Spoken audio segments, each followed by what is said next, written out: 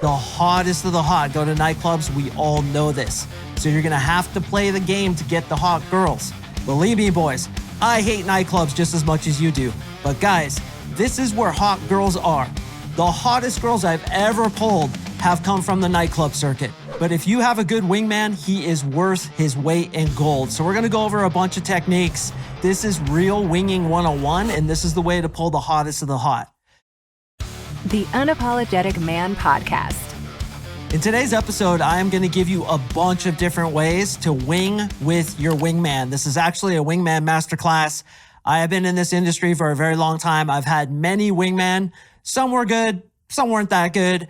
But if you have a good wingman, he is worth his weight in gold. So we're going to go over a bunch of techniques, including the bait and switch technique, the cousin technique, the linebacker technique, and the rip and pull technique. Are those actual techniques? No, I pulled those out of my ass. I just made that up right before I sat down to record this episode. But recent research confirms that if you have a wingman, your close rate's going to go up by 98%. Is that true? No, that's bullshit as well. I'm just throwing so much bullshit at you, but here's the deal. I am actually going to give you a ton of techniques. Whether they have these names or not doesn't matter.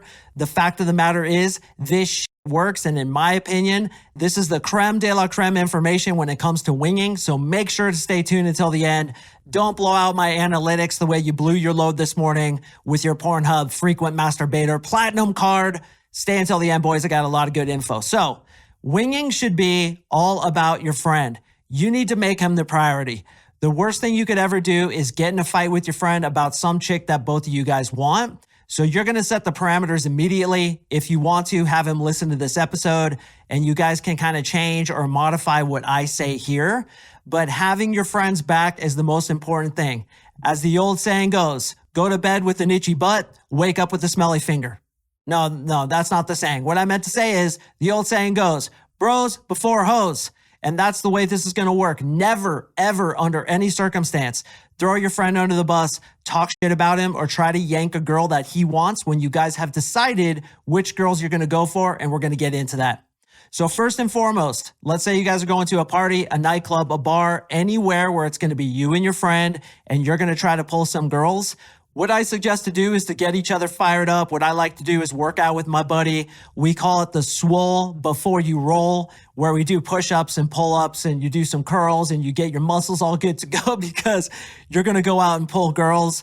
And what you guys want to do is you want to have a good vibe between you, but don't talk on your way to the nightclub, bar, party. In this instance, I'm just going to use nightclub as the example. You guys are going to the nightclub. You're not going to talk. Why is this? Because you want to save what you have to talk about for the nightclub because you don't want to make it about other people. You want to make it look like you and your friend at the nightclub having a good time together, and you don't want to look like you're lions on the Serengeti stalking the little gazelle, creepily staring at chicks as you sit at the bar with your arms crossed and a drink in front of your face. That is the wrong vibe to have. The right vibe to have is that you're there with your friend. You guys are catching up. That's why I suggest you wait to talk until you get to the nightclub. All right, now, obviously you're there to pick up girls. Why do we need to go to nightclubs to hang out with our friends? Girls go to nightclubs because they actually like that shit. But for us guys, going to a fucking loud environment and hopping around on the dance floor like a damn bunny rabbit is the biggest waste of time and the stupidest shit we could possibly imagine. Believe me, boys, I hate nightclubs just as much as you do. But guys, this is where hot girls are. The hottest girls I've ever pulled have come from the nightclub circuit. A couple here and there from like supermarket game, or I'm walking down the street and I see a girl jogging, yoga classes, things like that. But the hottest of the hot go to nightclubs. We all know this. So you're going to have to play the game to get the hot girls. This isn't to say that you can't get girls differently by cold approach or by like joining yoga or Pilates studio. But this is real winging 101, and this is the way to pull the hottest of the hot.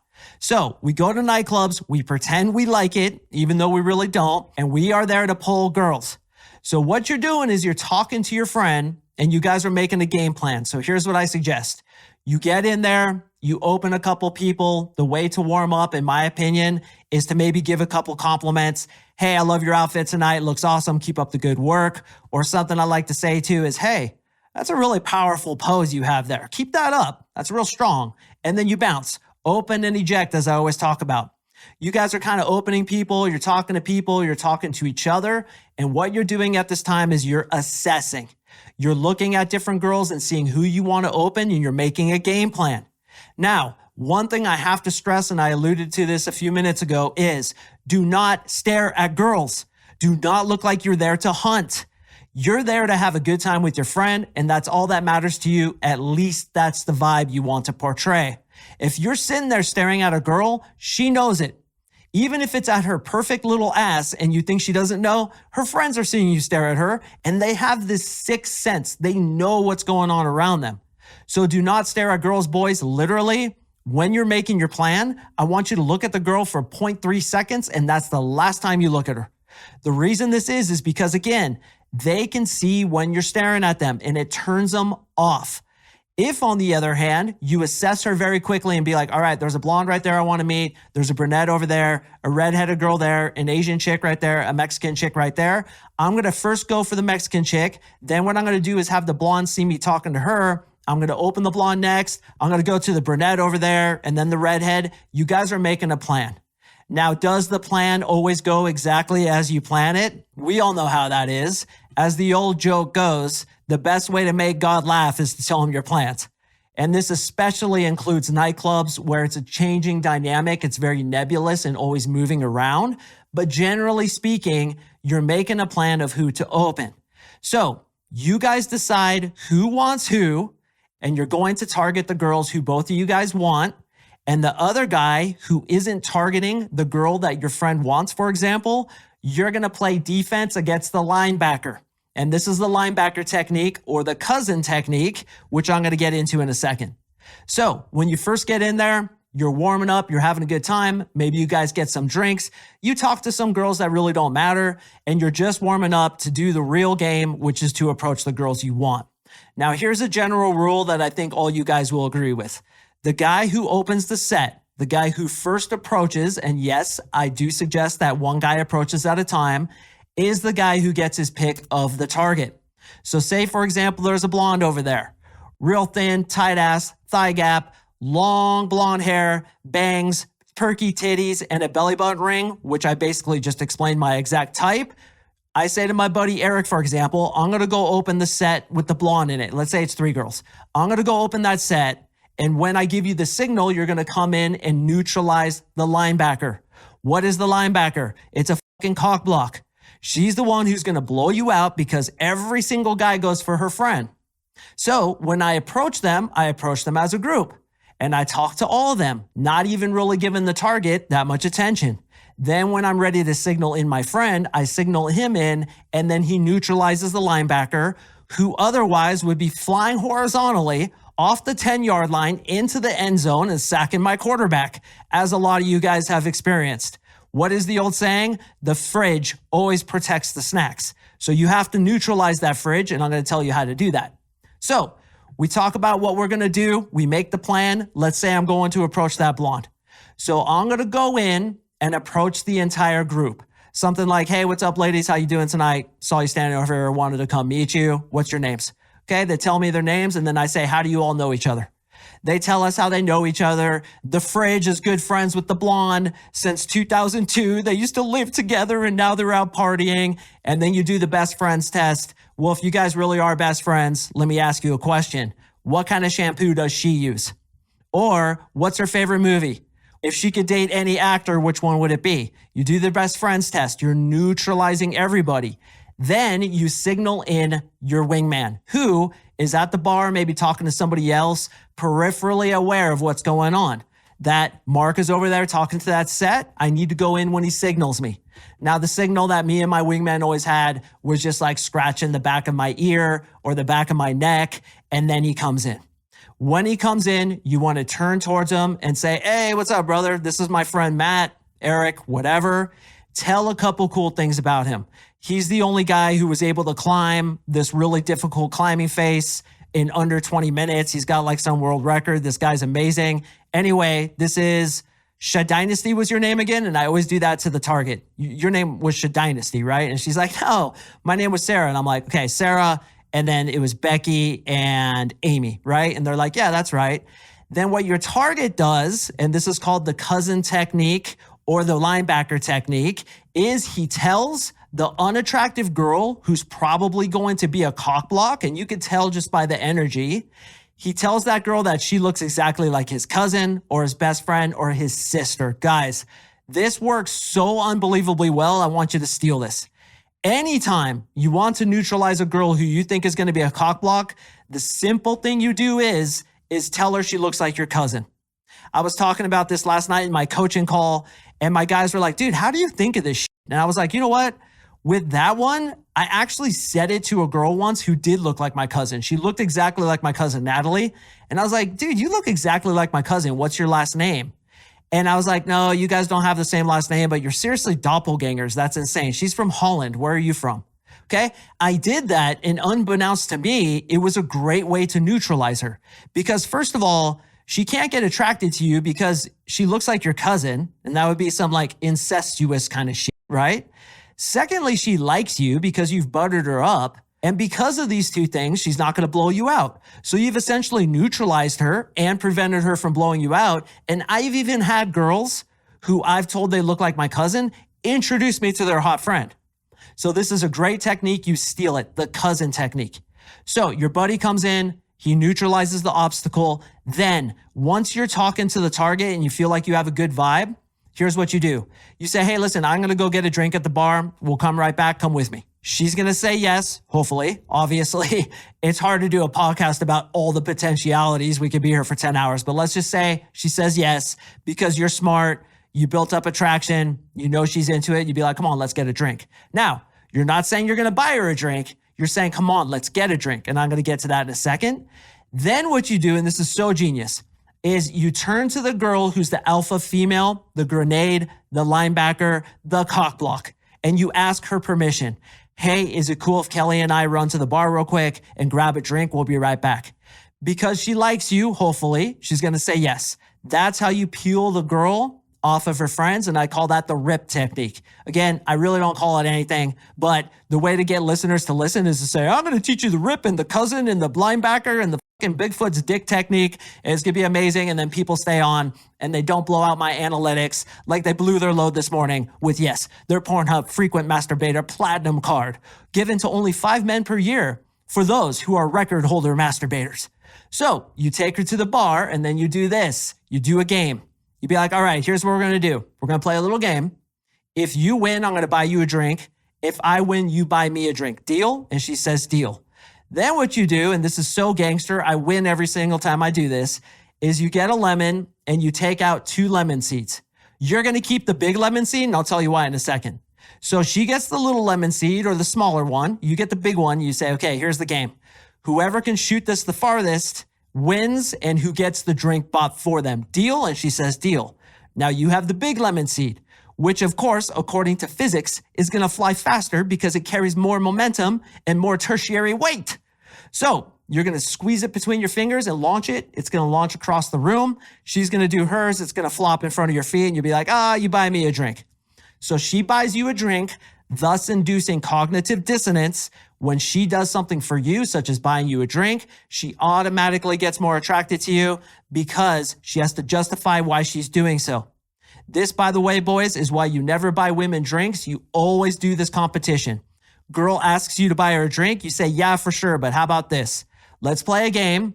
If I win, you buy me the drink. If you win, I buy you the drink. Deal? And she says, deal. Do the lemon seed contest. You take the bigger one. You launch it further. You win. She buys you the drink.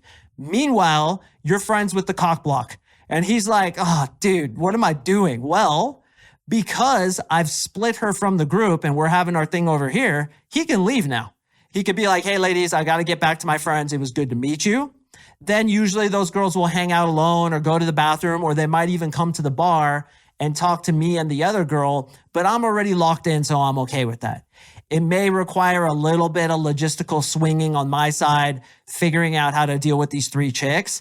But ultimately, we go in, he neutralizes so I can pull the girl away.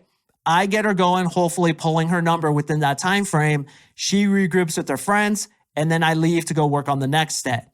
Now, I was also asked last night, well, what do you do when you're talking to all these girls and other girls see you? Most importantly, the blonde girl whose number you got, what do you do then? What you do, boys, is you don't touch them. You don't flirt with them too much. You're very much platonic vibing. And if they call you out on talking to all these girls, you say, yeah, I talk to all girls. I hit on all girls. I even hit on my grandma last night. It was a little uncomfortable, which is called agree and amplify and frame control. But ultimately speaking, if they really push the matter, like, why are you always talking to all these girls? You and your friend are like always talking to girls. I'll be like, dude, I'm social. You're social too, right? You're at this nightclub. Besides, I could say the same thing to you. I see you talking to all these dudes and all these girls. We're social. That's why we're here. What's the big deal? So that's what I always do. I say, yeah, I hit on everybody. I hit on my grandma last night. It was a little uncomfortable. No, real talk. I'm a social person. Do you see me hitting on these girls? Do you see me making out with them? Have you seen me take one phone number tonight?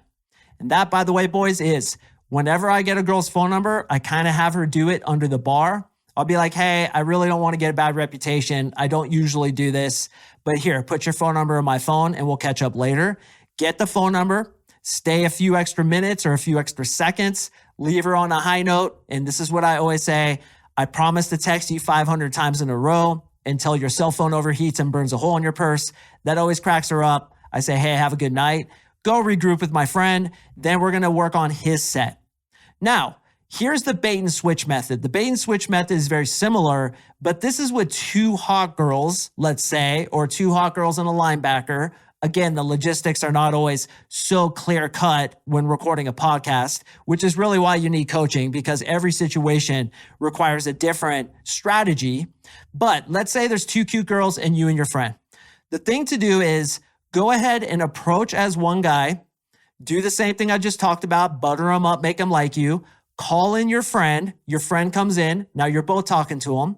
Then what happens is if you chose the blonde girl, as I usually would, I would go ahead and talk to her friend as my friend talks to the blonde girl. Then what we're doing is we're building each other up. I'm talking about him and he's talking about me, telling how great the guy is. Then what we do at the right moment, like usually 3 to 5 minutes, whatever it is, you switch. And that's the bait and switch. So we approach as one, next guy comes up, we start talking to each other's targets. Then when we feel like we have good momentum and we've built them up enough, we switch and then we focus on each other's targets. We can pull one girl away by doing the bar technique, which is, hey, let's get a drink, playing the game at the bar, hopefully getting her to buy a drink for you. He's pulling the number, you're pulling the number, and voila, that is winging. Now, this is all great in theory, right? You're like, dude, that's a sweet technique. Go practice it, bro. And you're going to botch it dozens of times before you actually get it. This too is why in my program, it's an experiential program. I make guys go out and talk to women. I rewire their brains with NLP to feel more confident so they can actually pull shit like this off. Because I guarantee you, 95% of you are going to listen to this and be like, oh, those are some good ideas, man. Maybe one day. And then you'll never do it. And honestly, you'll never get results. So it's kind of like the podcast jockey I always talk about, right? He's riding the podcast Kentucky Derby on his fucking horse, just getting information and more information and more information, which leads nowhere. What most of you guys need is an actual transformation, accountability, with me and my coaches hovering over you and making you do this shit. Because if you don't do it and all you're doing is saddling up your podcast jockey horse, you're not going to get anywhere. You got to go out and try this shit, even if it's this weekend, you and your buddy being like, you know what, let's go out and maybe we're not going to do like the bait and switch and all the stuff, but let's just go talk to chicks. Let's get the fuck out there. Stop being a pussy. Just go open them. Just get in conversations. Stop making it into such a big deal like, she has to approve of me. I have to get her phone number. She has to validate me. Which, by the way, if you're afraid of rejection, it's because you don't feel like you're enough within yourself and you're putting all the importance on what she says and what she thinks of you. But what she thinks doesn't fucking matter. And you know why that is? It's because you have a belief system that you're not enough. And women's opinions of you actually matter to the point where you give a shit about what they think. Why? Belief systems, bro, Tendo, which is exactly what I'll tear out of your brain if you come into my 3-month coaching program. Remapping it with all that matters is what I think of myself. When you have that, you're not afraid to approach a hot blonde and her 2 friends who, if they reject you, you're like, dude, you guys are idiots. And there's tons of other women I can go talk to. I got my boy with me. who too went through Mark Singh's program and who too has unlimited confidence, you guys are getting more ass than a toilet seat. So if you're just the podcast jockey, here's what I suggest. Get out there and fucking try this stuff. Get out there and actually do it. Get pumped up with each other, work out together, drive to the nightclub just listening to music, go in there and talk to each other, and then start opening sets. Do the linebacker technique, the cousin technique, the bait and switch technique, and watch what your results will do. You'll finally start getting girls that you actually want, rather than canyon mules or sea donkeys that choose you because you don't have abundance, or because you're so afraid of what that 8 or 9 thinks that you're too afraid to approach her, thus settling for the 6 or the 7. That. I told my boys last night, what if this is it? What if we die and it's blackness? What if you're on your deathbed and you realize that and you're like, dude, I never got to the point of success with women that I really wanted. I settled because of fear. I don't know about you, but that sounds like absolute torture to me. And I'll tell you this, brothers, fear is nothing but false evidence appearing real. You are making it way worse than it actually is. And once you get out there and actually challenge yourself, which we will make you do in my 3-month coaching program, you realize that all this shit you were fearing, rejection, cold approach, what if she doesn't like me? What if I'm relegated to the results that I'm not satisfied with? You realize that those were all just puny little fears that you were way overblowing in your head. Sign up below, guys. It's my 3-month coaching program. All I want to do is talk to you. You're going to get on a 1-hour breakthrough session with me and my team to assess whether or not we can 10x your results. We have a 95% success rate. Think about that, brother. 95%. That means that if you come into this program, I will guarantee to 10x your results, or you can stay with us until you do. That's why we have the 95% success rate. So sign up below. I would love to talk to you. Go practice winging with your wingman this weekend. Don't be afraid. Make it into a game. And if you get rejected or it goes weird, who gives a shit? It's funny. Laugh at it. Stop taking it so seriously. Lighten the fuck up, man. Lighten the fuck up. That's what we all need to do. We're all taking this way too seriously. Have fun. It's a game.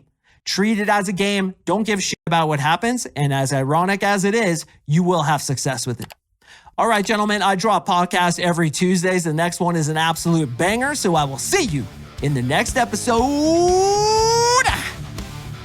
What is up, brother? Just wanted to thank you sincerely for watching this episode. If you've gotten any value whatsoever out of my content, the single best way to help me is to like, comment, subscribe, leave me a review.